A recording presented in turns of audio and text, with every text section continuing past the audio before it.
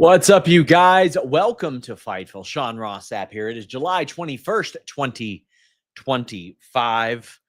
We are here to talk WWE Raw. We're here every night. We were here last night with your TNA Slammiversary post show, of course, the night before for Collision, and then the 2 weeks in a row prior to that. You know, every night we're here at Fightful. If you're here, leave a thumbs up. Tap that bell for notifications. Check out all the wonderful content here at Fightful. Get your super chats and humper chats in if you want to get your question or statement read on the air. We do have more exclusive news than anywhere else in wrestling on our show. So we appreciate you guys supporting us. You can do more of that at FightfulSelect.com. Best $5.99 a month in the business. We'll tell you more about that as things arrive. I want to thank all of you for being patient with Fightful.com. Lots of glitches, lots of like stuff that's out of place, and a lot of test things that are popping up here and there. But we are working on getting like all that squared away, all that settled, and all that good stuff. If you don't mind, share the link. All that. YouTube is kind of hit and miss whether or not you get YouTube alerts, all that good stuff. But of course, Fightful.com. We are working on piecing all of our 9 years worth of articles together in order to sort of catch up with this site migration. We got the new blue and black and gray and white type of look over there, but go check it out, guys. We are slowly piecing that together, fixing all the glitches, but we are here to talk WWE Raw tonight. Drop a fruit emoji in the chat or in the comments. Let me know that you're there. Myself or Kyler are in those comments every day afterwards talking about these shows. So let's go ahead and jump into it. Today, by the way, interview with Isla Dawn up here on Fightful. Got Speedball Mike Bayley on Tuesday. We have a phenomenal conversation about striking psychology in wrestling. And also, Fightful Espanol Facebook. We have an interview with Atlantis. Luis did a great job with that. Tweet at X for us. If you want to do us a favor, tell them to reinstate the Fightful Espanol account. For some reason, they thought that the Fightful Espanol account was not authentic, even though it was in our Fightful bio. We don't get it. We don't understand it, but they really hosed us there. But we got Eddie saying, Sean, my brother, do we think that suspension angle at Slammiversary was the door to get Tessa into NXT? Please tell me she isn't going to NXT. Also, have a great week. Man. Let's see. I mean, my thing is, if NXT wanted her, they could have had her. Right? Like, any number of times they could have had Tessa Blanchard.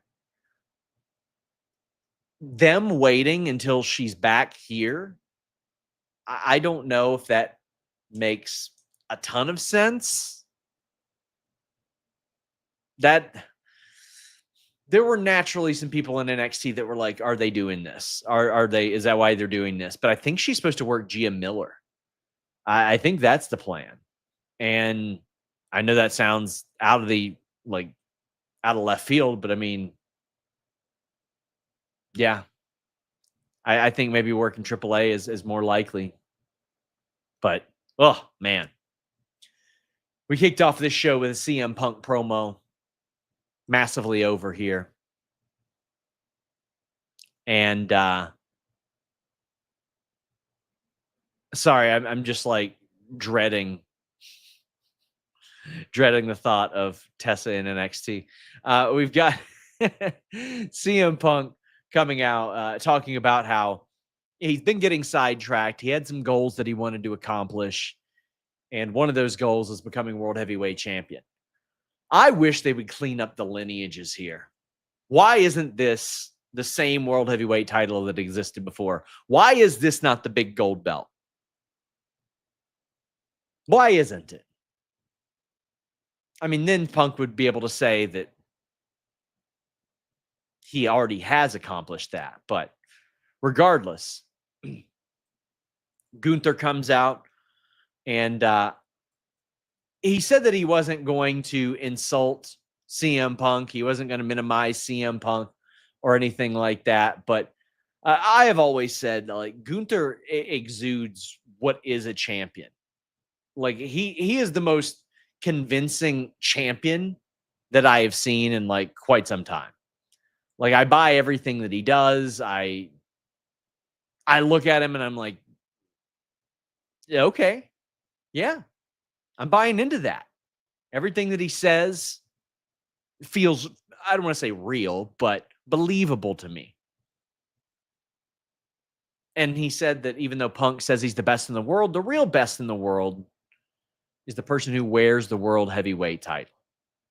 He said the bell's going to ring. He's going to beat Punk. And then he just left. This was pretty simple. We got a quick turnaround and build for this one. And I'm okay with that. Do I think that CM Punk wins this match? I don't know.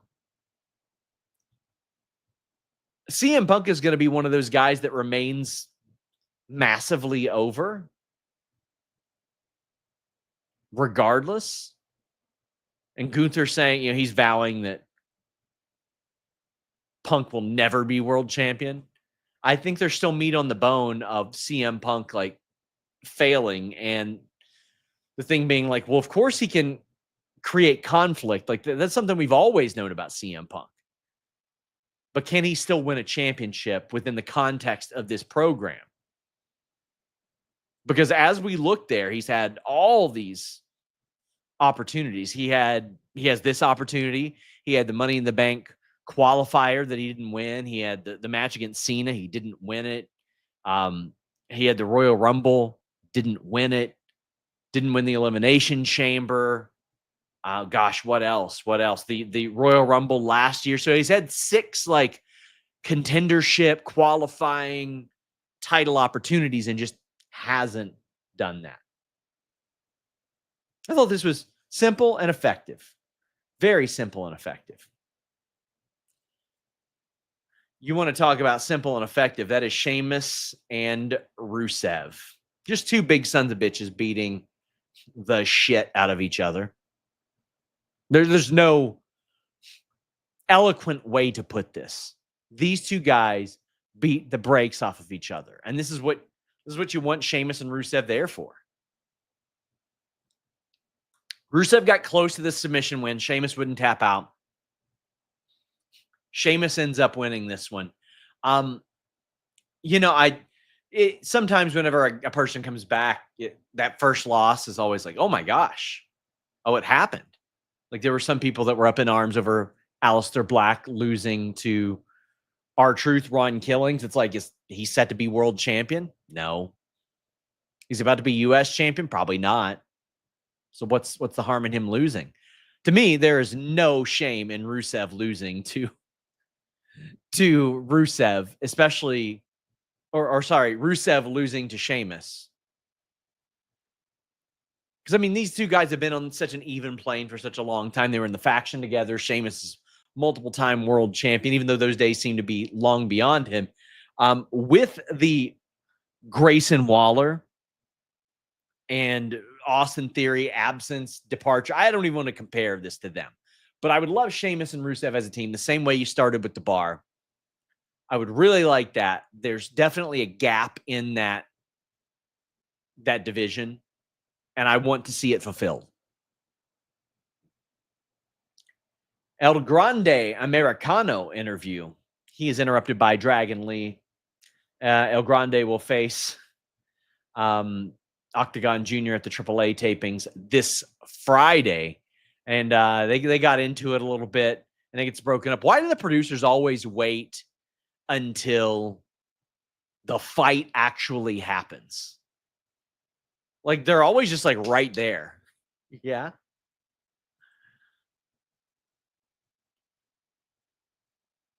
The producers seem like they could do a little bit better, right? I want to know how you guys feel about the El Grande Americano thing sticking around clearly with Kaiser. We can do the bit, but like clearly it's Kaiser. When they weren't able to get Kaiser on TV for months prior. The guy, The Undertaker, is saying, yeah, he should probably become a top guy in the future. And this is what they have him doing right now. And to me, the charm of it, like I like that somebody else is kind of carrying it on. That's fun, but considering the amount of TV time that this is getting, I'm like, all right. All right. He's at least funny with it, like he's cursing in Spanish and stuff. That's kind of funny. I'll tell you what's not funny. It's actually very, very positive and happy. A top contendership match. LWO took on New Day and the Creeds. By the way, Brutus is looking like he's leaning out. Brutus looks really, really great. Brutus is looking good. The Creed brothers themselves, I don't know what they have gained from American Made. How long has it been since they joined? And what have they done on screen since then? What success have they located? Ivy Nile as well. What was the benefit of them on screen in joining this group? Because they ain't done anything. They got some new gear. That's it. And I feel like I've talked about this before. Let's see. They lost to Andrade and Penta. They lost the World Tag Title Triple Threat. They beat the War Raiders once. Lost to LWO. They were in the Andre. Ray beat Julius Creed. They beat the LWO. They lost a bunch, man. They lost a bunch. Not great. Move them to SmackDown. I like the character development we saw to Brutus recently. Like, move them to SmackDown. Do a trade. Send DIY and Candace over to Raw, and then put the American Made on SmackDown.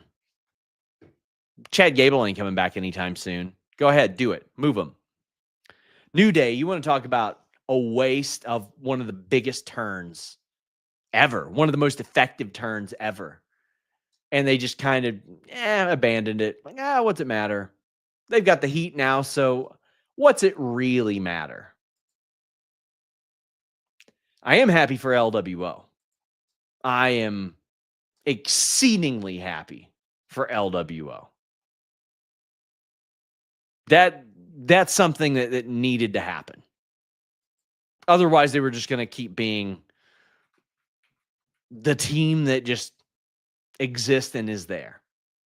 And do I think that they're going to win the tag titles? No, I don't. I don't think that they beat Judgment Day or anything like that. But these guys, Joaquin Wilde and Cruz del Toro, are so good in the ring. They're so good in the ring that you've got to give them this type of win. Now, I want to see Rey Mysterio come back, team with Dragon Lee, and really help this. I would love to see Dragon Lee and Rey Mysterio and Sheamus and Rusev added to this tag team division, and then some actual development, some actual character development given. Far too many of this, and watch the formula, guys. Far too many of it is, well, we're talking backstage, they interrupt backstage, big fight breaks out. Or match happens, DQ, save, over and over again. I want to see some character development. I want to learn who Joaquin Wilde and Cruz del Toro are. I want to know the things that people hate about New Day backstage that makes them not get behind these guys. I want to see more of the Creed brothers interacting with people and Brutus like doing the dumb meathead stuff. That's what I want to see.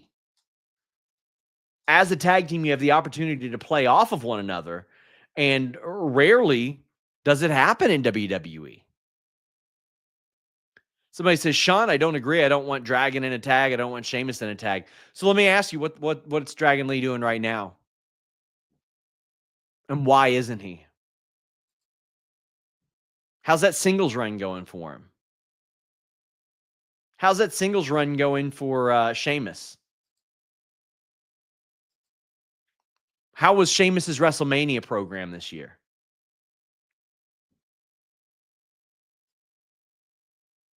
Ain't doing anything. They weren't doing anything until they said, oh, well, these guys are both big dudes. Maybe they should fight each other. Rusev was working a team with the Alpha Cat, or working a feud with the Alpha Academy upon returning. Sheamus was sitting at home. Dragon wasn't doing anything. He was the subject of these nuts joke. That's it. That's the most use we've seen out of Dragon Lee on TV recently. Karrion Kross had to work an angle with him to get people to go, oh, I wonder if, in the Battle Royal. Grayson Waller looks like he is aligning himself with New Day. I actually am kind of interested in this. Like, Grayson Waller thinking he's like the new Big E, and them buying into it, them hyping him up like he is, like he's better than Big E. Like, that's what I want to see. I want to see them act like he is better than Big E ever was. That would be fantastic. I would really enjoy that. I also really enjoy NordVPN.com/Fightful. Saw some people last night saying, man, can't believe I spent so-and-so amount for that unsatisfactory ending on pay-per-view. Saw some people the other night saying, man, these UFC pay-per-views keep getting more and more expensive. Well, not with NordVPN.com/Fightful. Right now, you get a mega discount plus 4 extra months at NordVPN.com/Fightful, plus a 30-day money-back guarantee. You might say, Sean, what does that have to do with the UFC pay-per-view or the TNA pay-per-view? Because you can get them at a much more reduced rate than what we pay here in the States. Pay what they're paying overseas, which is like half the price. One little subscription for like $2.5, $3 a month on average is going to save you $20 to $40 on these pay-per-views. And you might say, well, you know what? All I do is watch WWE. I don't need to. Yeah, you do.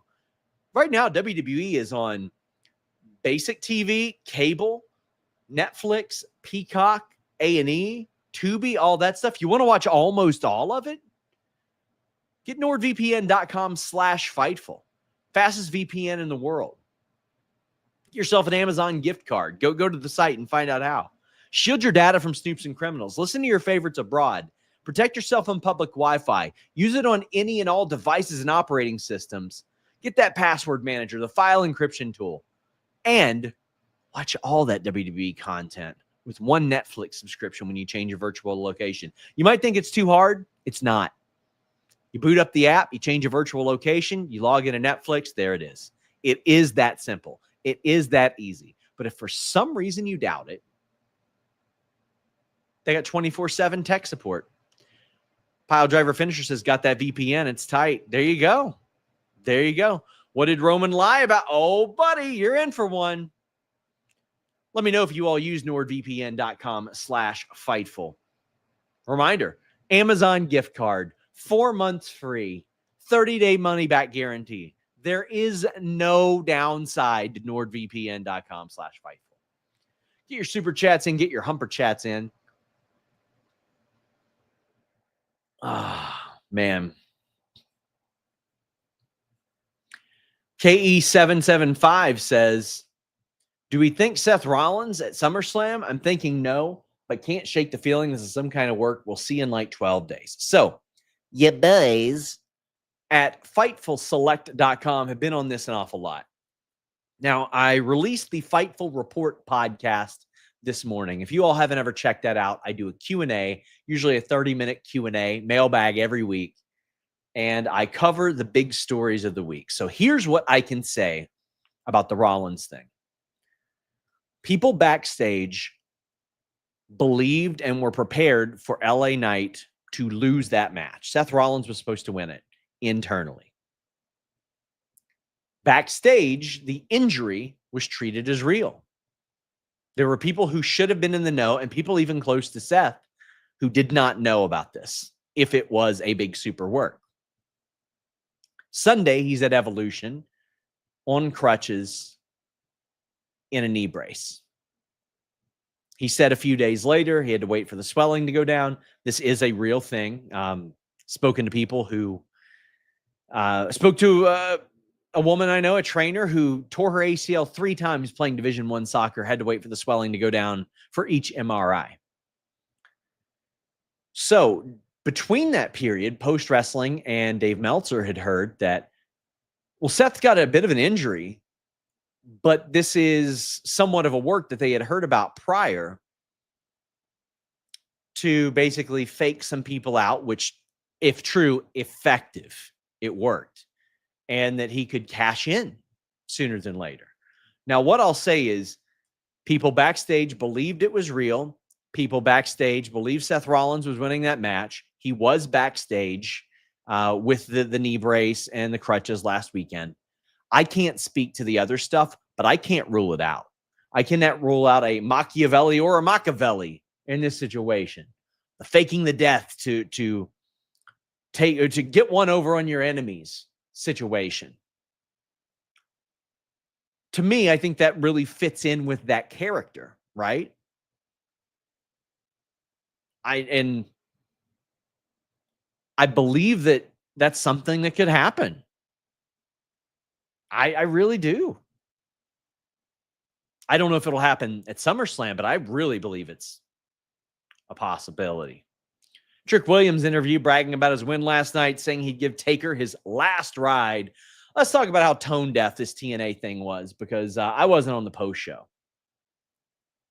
I disagree with Fightful owner Jimmy Van saying, oh, they're trying to get a TV deal. Who gives a shit? Who gives a shit if a TNA guy that nobody outside the wrestling bubble knows has the TNA title? An NXT guy, rather. I love Trick Williams. I've been a JC Jane fan for years. I've been putting over JC Jane. I don't know how else to put it. And I get people are saying, no, you're supposed to be mad. You're supposed to want. No, I just think it's a bad business idea to have Trick Williams leave Slammiversary, their North American attendance record, as champion, with the most eyes you're going to have on TNA in a long time. You ain't beating that in Lowell, Massachusetts. You are not beating that North American record in Lowell, Massachusetts. You are not going to be able to paper the building to beat that number. Mike Santana was the right choice last night. Last year, they waited too long on Joe Hendry, too. They love waiting. I remember even back to it's been a thing forever, right? They've done this stuff for ages. Didn't crown Monty Brown when they should have crowned Monty Brown. Bobby Roode even had to wait. Like, they've done this like a ton of times. There's probably a bunch more that don't come to my mind right now, but this has been a TNA thing since they started. I am a Jeff Jarrett dude. Love the man. Wonderful human being. Monty Brown should have beat him for that title. They wanted to just swerve everybody, and they had Bobby Roode not win the title like 10 or 12 years ago. Did the same thing with Hendry last year. Now they're trying to do a finish the story with Mike Santana this year. When he wins, he'll have 4 months left on his deal. Okay. I don't get it. Didn't make sense to me.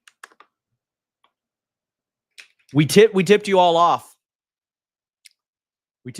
Our friends at MyBookie did not have odds up there, but we told you guys don't count out Trick Williams in that match. I posted on my little Twitter subscriptions thing that I thought that was going to happen. Parker Hines says, SRS, do you know how many matches were interfered in tonight? A lot. What had me hopping mad was the EOS Steph match. Just let them wrestle. This should have been in the EOS Steph section there. Luis. But yeah, 3 out of 4 matches there had interference. And I am going to rant about this without a doubt. Without a doubt. Backstage, Lyra is pissed off at he's I knew I was going to rant about this because, like, what the hell? And I'm going to try to play devil's advocate because, like, you all know if you watch this show how much I hate the booking of this tag team division. So, people who have not teamed together in like 3+ months, who did team together once and did earn a title shot, I should say, get a title shot because Bayley asked for it. Now, I love that Bayley was just trolling Lyra. And Lyra was like, what the hell? What are you doing? Bayley's like, yeah, we never got our title shot that we earned. So here we are. By that explanation, I'm cool with it. Didn't mind it. Didn't mind it. Because they did earn a tag title shot. They probably shouldn't have been in the gauntlet match for the tag title shot to begin with, but they did earn it. They did earn it. Like, so to me, that qualifies them more than a hell of a lot of people that have gotten title shots. And Bayley was a phenomenal troll. And she's like, good job. You got the memo. We wore matching gear.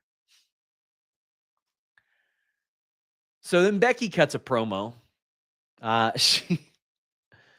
She took a little shot at Donald Trump and said that it was the slyest victory in wrestling history. She's like, it's not just me saying that. Lots of people are saying that who aren't me. It was very clever. Then she ends up attacking Lyra before the match, which is now a no DQ match. And I'm good with that because, listen, Lyra is this is helping her a lot, this whole thing. And again, love the entrance, the woos over and over. That's good stuff, man. That's good stuff.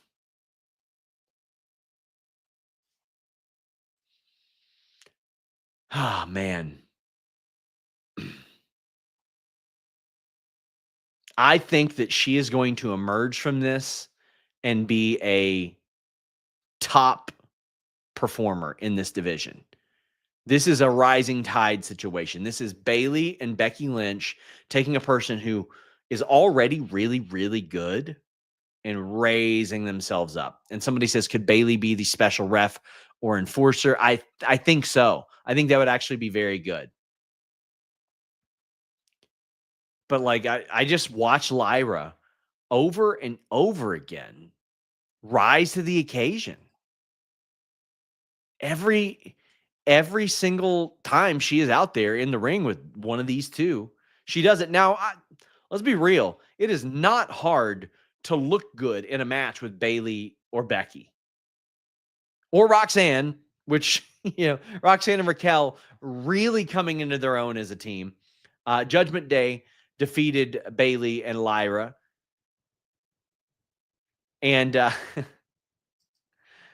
I think that this is a really, really good sign for the division that you can just throw almost anything at the wall at this point, any mix and match, and they're going to have something solid at worst these days. Now, the finish isn't always satisfactory. It's definitely it definitely leaves a lot to be desired there. Because it's the typical thing where Dominic gets involved, Becky gets involved. We saw AJ Styles, who had popped up as a valet earlier in the night. The valet community. Now he's a medic, a ringside for Dominic, all that stuff. So, I mean, a lot of people get involved. You can't ever have anything straight up on WWE Raw, apparently. Can't have a big match just go clean. And it's very frustrating. It's something we're going to talk about momentarily, but it is a situation where they have good workers. They have good performances, and they just got to throw a bunch of shit at the wall. Oh, to protect this person, to protect that person, to protect this person. If everybody is protected, nobody is protected. Somebody always looks really stupid. Could you imagine if in the UFC, I couldn't say in boxing, you have screwy finishes all the time. Could you imagine if in the UFC, you were watching a big, big fight, top contender, and somebody just ran in. And then the next week, the same person ran in on another fight. And then the next week, the same person. They just weren't prevented from doing it or anything. You know what I mean? Like,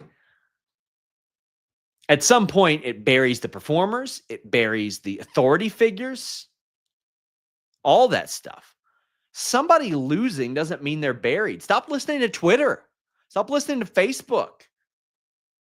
People can lose. I always go back to the Macho Man Randy Savage thing. He always told people, I don't need all the goofy stuff. I'm over enough to lose a match. Win them in the ring, lose them in the ring, because I want people to put me over clean as well. AJ Styles, does all of his. Somebody says, actually, UFC would be watchable again. Yeah, it does sound kind of dope, honestly. Does suck. It does. Yeah. AJ Styles eventually gets laid out by Dominic. They announced that match for SummerSlam. How cool was it to see AJ Styles back in TNA? He had the Get Ready to Fly song. I'm partial to You Are, I Am I. The original, the Dale Oliver version, brother. He hates it. He's told Chris Van Vliet a couple times he hates it. Chris's reaction is, what are you talking about? That's how I feel too. And AJ's like, yeah, man, but what if you heard that song every week, twice a week for 11 years? And it's like, yeah, but you haven't in like 11 more years, and you've heard your song, the current one, which is also a slapper, every week for like 10, 11 years. But he knew he had to come out to it. Like, that's like Sami Zayn when he said he didn't want to bring back his iconic theme. You gotta, man. You gotta. It's about the people. It's about the audience. Bad Robot says, wishing Cora Jade, Elena Black the best. Hope she's okay. Yeah, she's, from what I understand from her agent, she's going to be taking off at least till the end of the year. Want to send her the best. The IC story needs to lead to a Becky Bayley Iron Woman match. It's been too long. Appreciate the love last week. This community is the best. Well, first off, hope you're doing okay. Hope you're doing all right, Bad Robot. I know that can be an awful lot. I was looking back on my Instagram while editing a video, and Cody Rhodes, of all people, said something when my grandmother passed, and he was like, what is your favorite memory with your grandmother? And I thought back to it, and I got to wrestle in front of her, and we designed a spot where I did like a little crossbody right in front of her. It was so cool. She was so happy. And that's like just him asking me that and me playing that over. Like, really, like, that sticks in my head so much now. So while I can be sad about the loss and all that, that replays in my head more than anything, that joy. And I encourage you, remember even if it's one single memory with your loved one that you lost, that's the one you replay over, and that's what you identify it with, as opposed to that loss immediately. We had Kross defeating Sami Zayn. Listen, guys. Dan says, the Kross psyop is awful. What a waste of Sami. I Love Dog says, I feel bad for Sami Zayn. Could not carry him to a decent match. This Kross guy could not lace Matt Morgan's boots. Matt Morgan wasn't bad. He's taking a spot from Mello, an actual good wrestler. Time to end his push. Wish I could get into Kross. He's a good promo. He needs to be a manager. He's a terrible wrestler. Don't want to hear about a Bloodsport match from 6 years ago. No disrespect to you. All right, let's talk about it. Let's talk about it. The PSYOP, the guy got over. The guy got over. What do you want him to do? Dude got over. He got over. We're acting like this hasn't led to any development with Sami Zayn. Like this hasn't been what will be an integral part of when Sami Zayn wins the World Heavyweight Championship. What? I thought the match with Sami and Kross a couple weeks ago was good. I thought it was fine. Huh? AJ had a good match with Kross a couple months ago. We acting like where's this coming from now? It's coming from those little tweeters. Acting like he has not had a decent match since Bloodsport 6 years ago. Let me ask you, when's the last time you saw an 8 to 10 minute Karrion Kross match? When's the last time it happened? Well, you saw Night of Champions. When was the last time before that? It was fucking Bloodsport is when it was. This year. How about before that? AJ Styles, fine match. How about before that? Well, he had to go on the indies to work a match longer than that. How many 8 to 10 minute singles matches have you seen from this man? Kross is not there to be a super worker. Kross is there to sow doubt in Sami Zayn's head. That is his point. That is his role right now. That is the reason for his integration into this story. While other things are happening with the World Heavyweight title, CM Punk and Gunther. While things are waiting in the wings, Seth Rollins. Sami Zayn has to have something to do for his inevitable World Championship victory. And having a guy that needles at him constantly and then working that into a short 3-match program after months of that needling is completely fine. Especially a late replacement match on pay-per-view. How long was it? 8 to 10 minute match with commercials on Raw. He's fine. He is not Bryan Danielson. He is not Zack Sabre Jr. He is never going to be that. He doesn't need to be that. He can be the character. He can be a physical threat and still help Sami Zayn get over. As things are currently constructed, Kross is not going to be the world champion. That is not the role.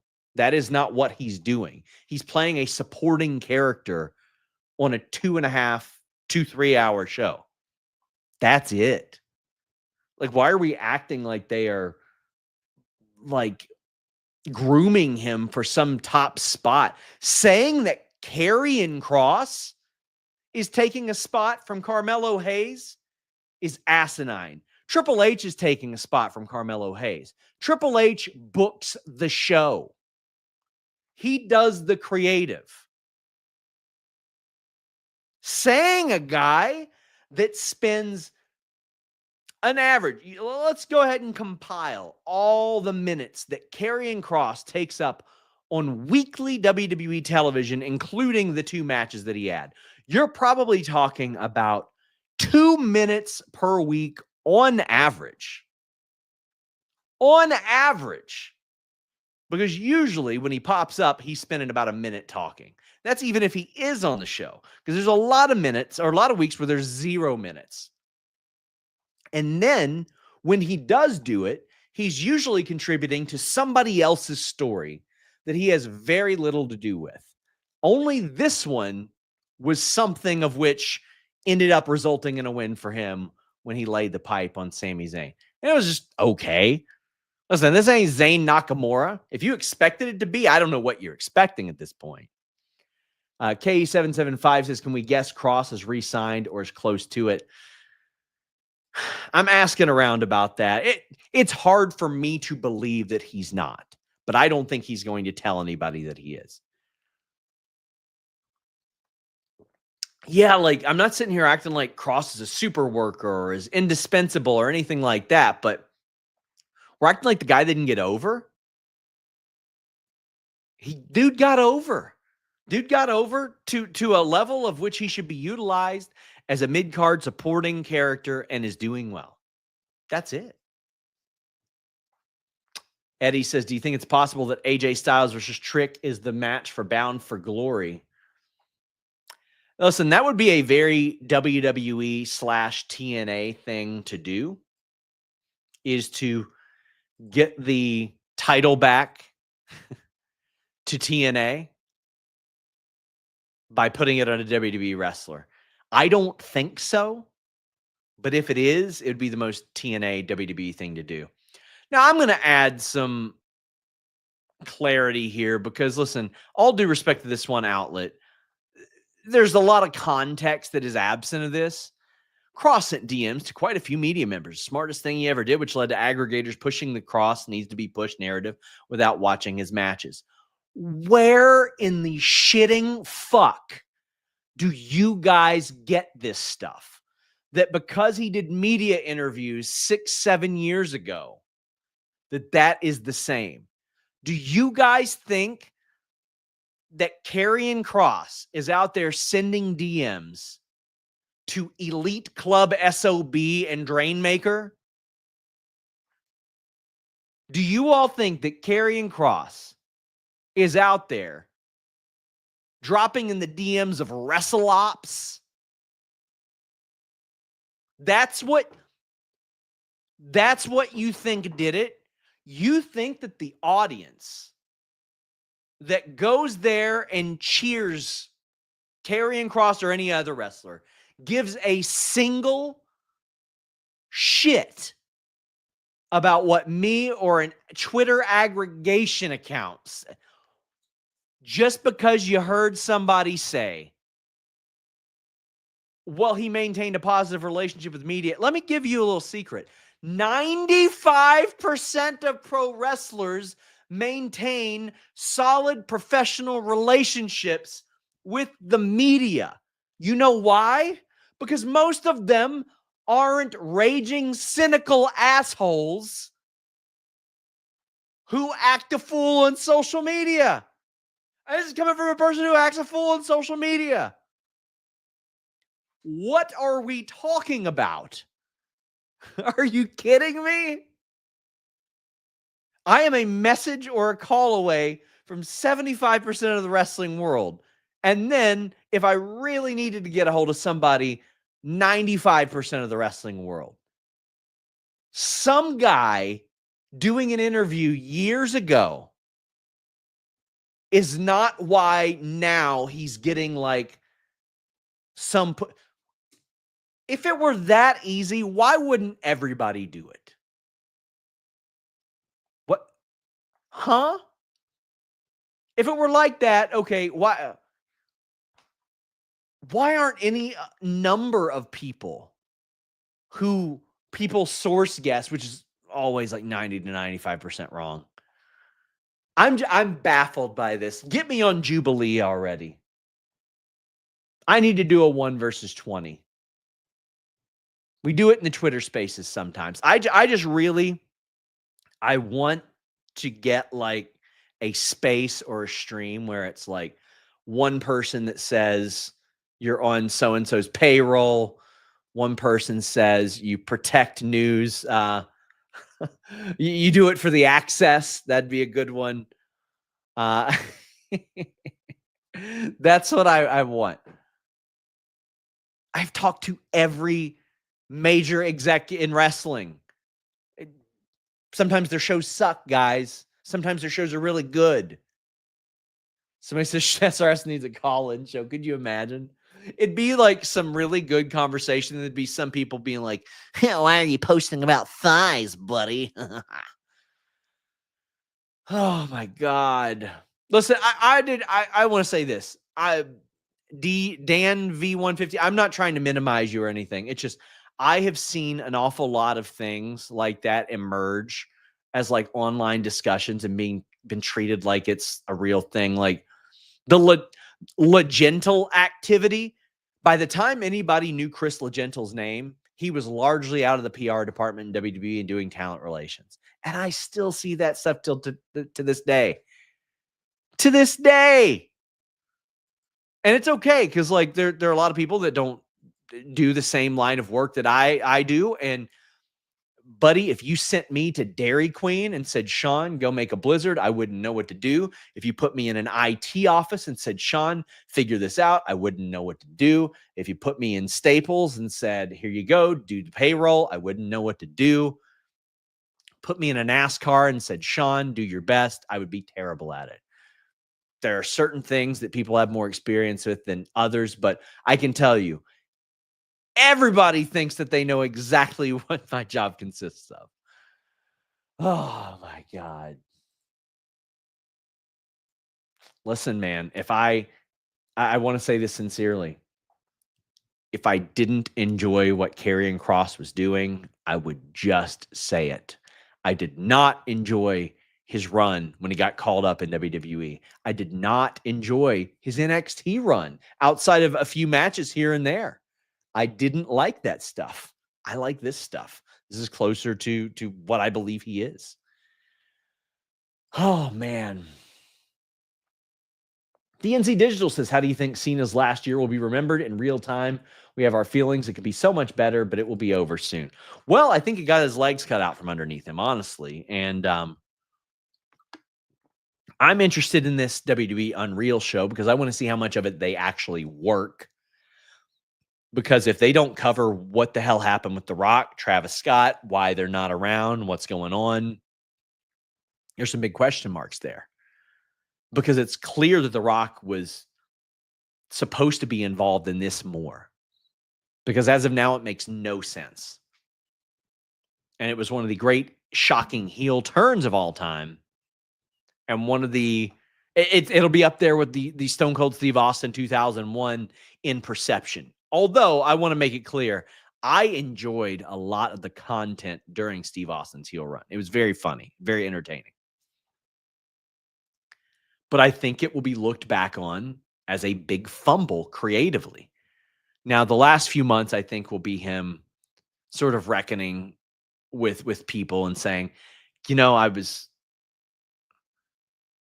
was self-doubting myself and I didn't want to go. And I lashed out at the people that I shouldn't have lashed out at, et cetera, et cetera. Even though the crowd was an asshole to him for 15 years, him being accountable for that, I think that'll be the thing. I think that'll do it. And people will boo him. They'll finally start booing him. It's just, yeesh. He just happened to turn heel at a time where WWE's creative was on a bit of a, I wouldn't say like a cliff, a little down slope. And it wasn't the we are going to eat everything you feed us type of thing. Well, if you want to eat a lot more, get fed a lot more, MyBookie AG. They got some odds up for SummerSlam right now. Use the code FIGHTFUL. Get a $50 bonus when you deposit $100, or you can get a $100 bonus when you deposit $200. They had the UFC 318 show this past weekend. Bet on anything, anywhere, anytime.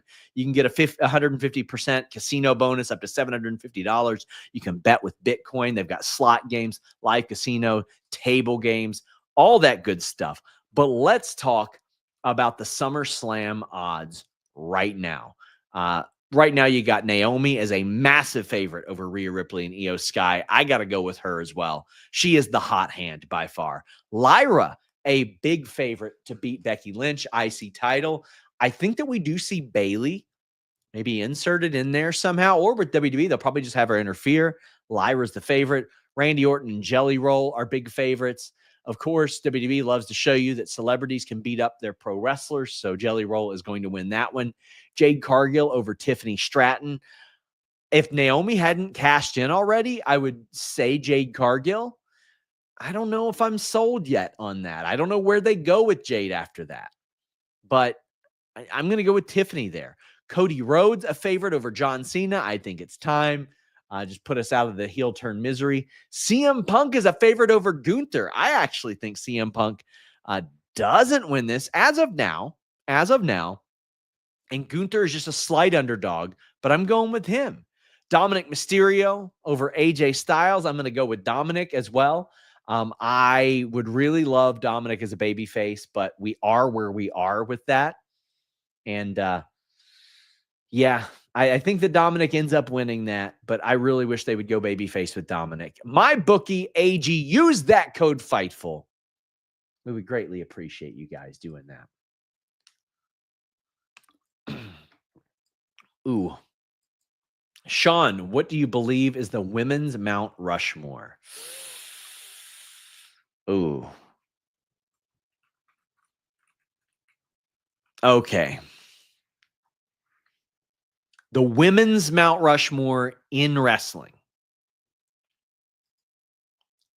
Manami Toyota, one of the best wrestlers of all time. Miss Elizabeth from a manager standpoint.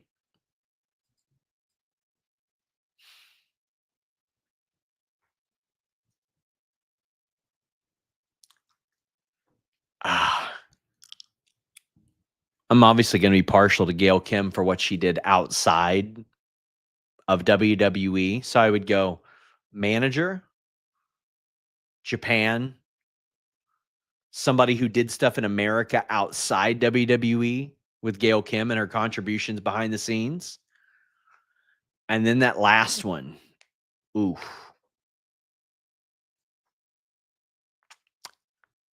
I am going to go with Becky Lynch. Fabulous Moolah can kiss my ass, by the way. 4 is hard for that. 4 is hard for somebody said Santina. I'm going to go with Becky Lynch. That's tough, man. You can give me 4. Okay. You can give me 4 completely different names. And I would, well, okay. You give me 3 completely different names because I think that anybody that knows anything would have to have Manami Toyota on there. Damn. And Bull Nakano would be, see, if you put Bull Nakano on there, I'd be completely fine with that. If you put Charlotte or Mercedes or Bayley or Trish, or if you put Rhea on there, I would be completely fine with it. Aja Kong, I'd be completely fine with it. Damn. Yeah, Baker's Dozen's a lot easier. I ain't doing it, though. Naomi confronted Stephanie Becker, who had a phenomenal match with Io Sky.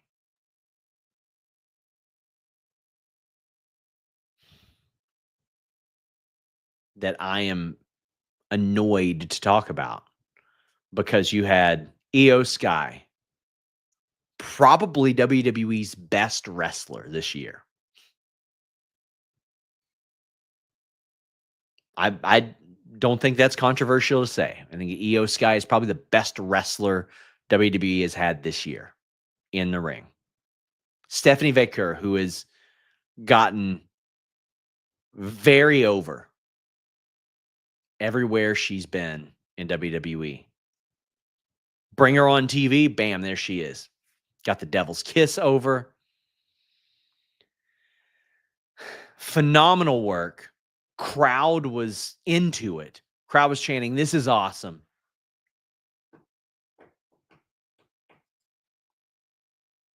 So who's got the title match in a couple weeks? It's a woman by the name of Io Sky. What's Stephanie Becker got? I don't know.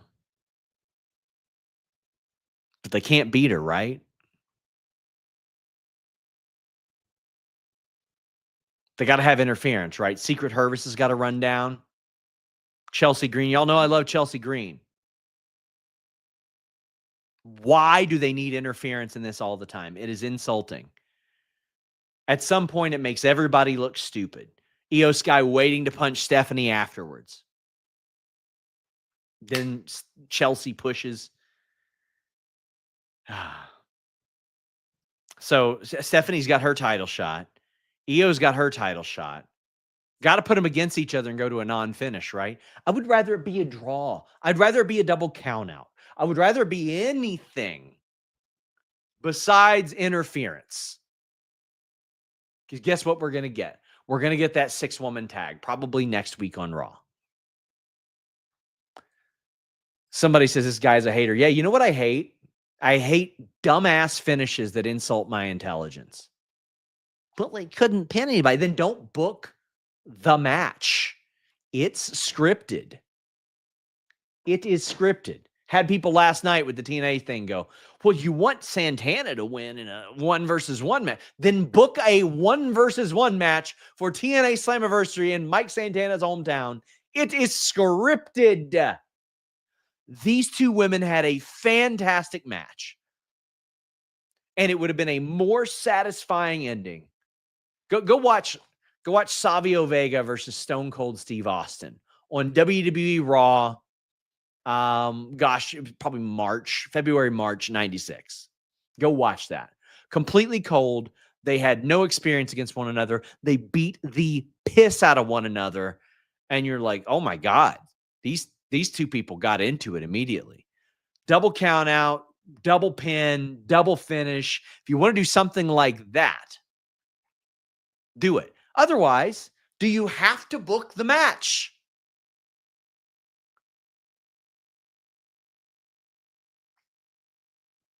So somebody says, perhaps the point is to keep Io and Stephanie from having a clear winner, so it can be a huge match down the road. Great. Then tease the match. Don't do it for 15 minutes. And then have it in a DQ. What are we doing here? Whatever happened to the first time ever? Oh my God, these two people have never had a match together. They have never touched. It's finally happening. No, because every time you got to do it like this. And there's got to be a DQ or a no contest or something like that. But WWE loves those Royal Rumble moments where you get people in the ring and you do anything but wrestle. You look around, you go, oh, hey, crowd. Yeah, here we go. We're about to interact. We're about to do something. Instead of just building a big match, have these two people hover around each other. Have them in their vicinity. Like Braun and Roman, they've done a fair enough job with that. Some interaction, some physical stuff. Then when those two have a one-on-one match, it would seem like a big deal. Now, what they're going to do is they're going to have a tag match instead, which could be worse, but did Hogan and Warrior like have some singles match on Superstars that went to a DQ? No, they had a Royal Rumble thing, and people looked and they said, oh my God, look at this.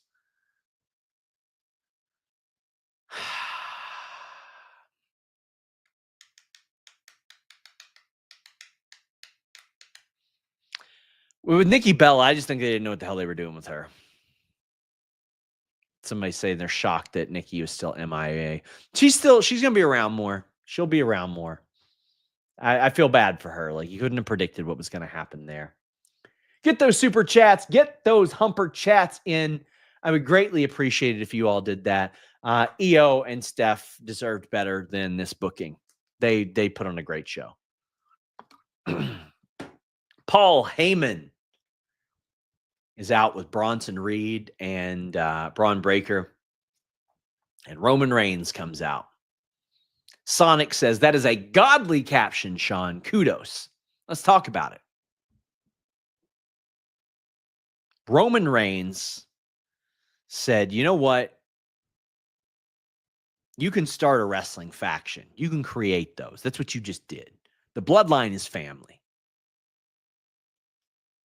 Family is blood. And Paul Heyman, you weren't a part of the family. You were an associate. You were a business partner. And then we made you a part of the family. And then you threw it away. The crowd's eating it up. By the way, they loved Roman coming back and saying, acknowledge your tribal chief, all that stuff, love that. And then they ate up Roman Reigns saying, you threw this away, Paul Heyman. Guys, I'm sorry. Roman Reigns is still a heel. Roman Reigns is still a heel. The Roman Reigns character is still a liar. He's still manipulative. He is a gaslighting dickhead. What? Roman Reigns, the last time we saw him, but just because he went out and yeet, oh, he's a babyface now. Huh? What are we talking about? That's all it takes? This guy's an asshole. He took advantage of Paul. He said Paul Heyman never helped him. He said Solo helped me. Usos helped me. Even Sami helped me, but you never helped me. What? I don't even got to fact check it. I know it's a lie. But if somebody wants to fact check it and bring up a time that Paul Heyman interfered in a Roman Reigns match, please do. But I already know he's lying. So he lied about that.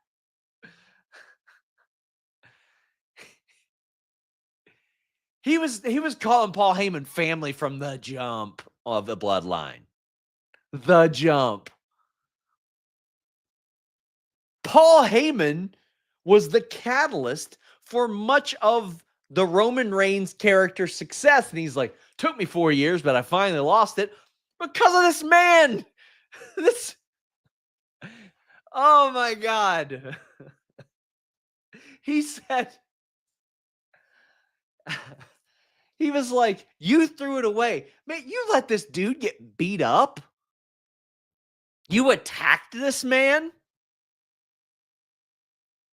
You took advantage of? You got super jealous just because he had another friend? Because he had another friend? What? Roman Reigns is a heel. He lost to Cody and then just left.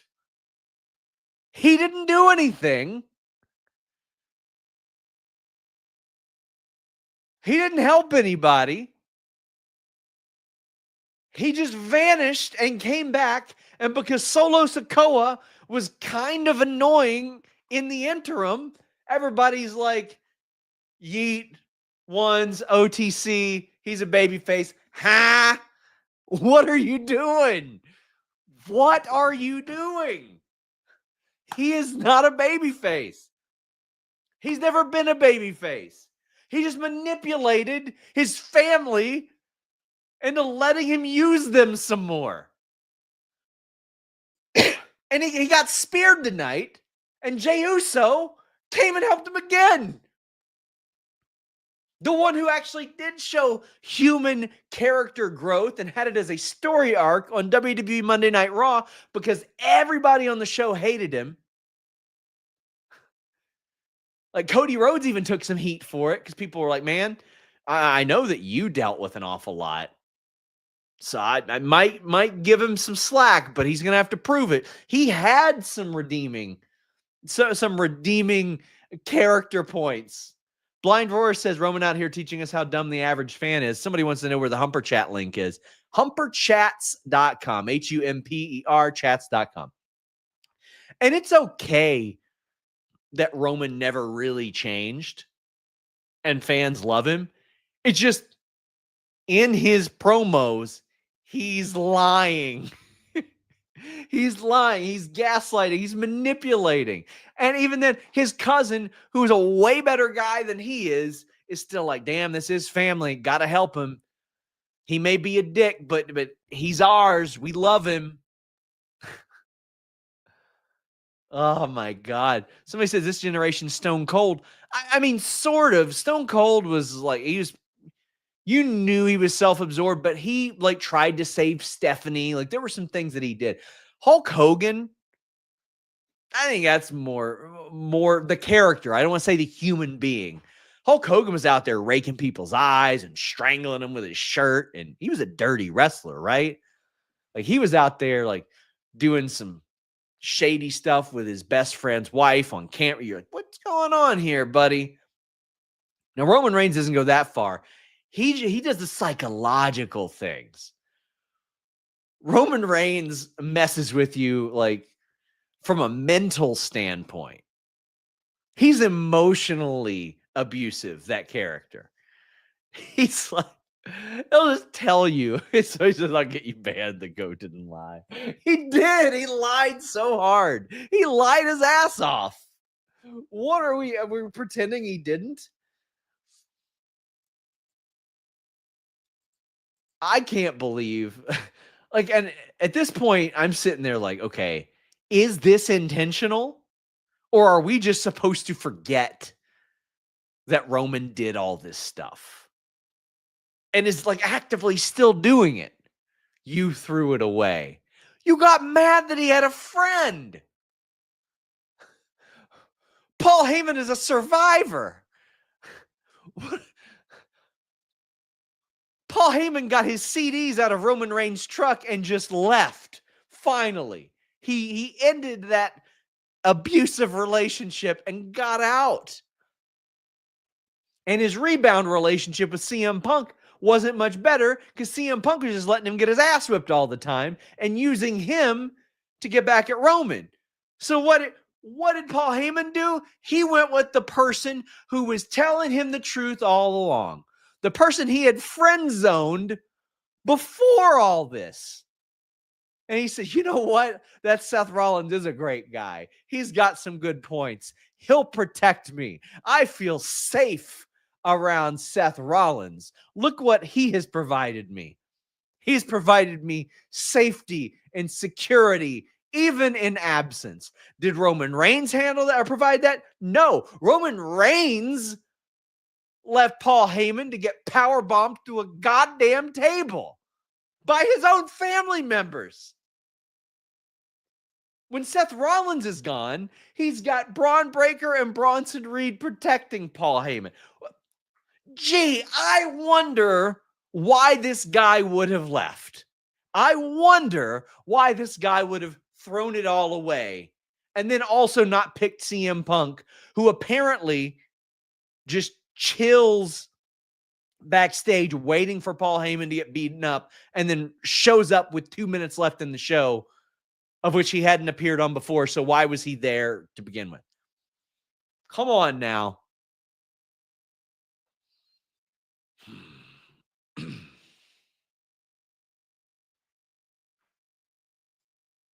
Hope you guys enjoyed this show. We've got Speedball Mike Bayley on Tuesday. Please subscribe to FightfulSelect.com. Drop my Q&A show today. It would mean an awful lot.